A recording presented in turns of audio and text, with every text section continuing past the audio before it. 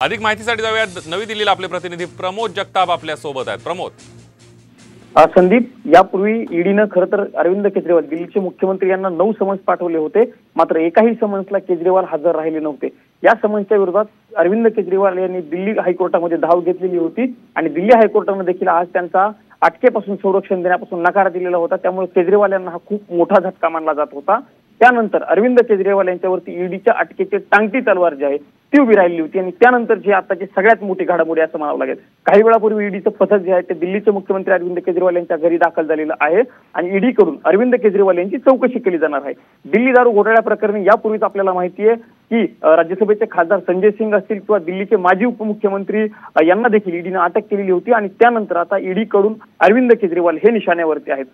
लोकसभेच्या निवडणुका सुरू झालेल्या आहेत। लोकसभेच्या निवडणुकीपूर्वी जर अरविंद केजरीवाल यांना अटक झाली तर ही खूप मोठी घडामोड आहे असं आपल्याला म्हणावं लागेल। दिल्ली दारू घोटाळ्या प्रकरणी अरविंद केजरीवाल आणि त्यांच्या पक्षानं म्हणजे आम आदमी पक्षाला काही निधी मिळाला होता, तो निधी त्या निधीमध्ये खूप मोठा हस्तांतर झालं होतं अशा प्रकारचा आरोप खरं तर चौकशीमधून समोर आल्याचं ईडीकडून म्हटलं गेलं होतं आणि त्याच अनुषंगानं ईडीने अरविंद केजरीवाल यांच्यावरती आरोप ठेवले होते आणि त्याच प्रकरणात खरं तर ही कारवाई केली जात आहे।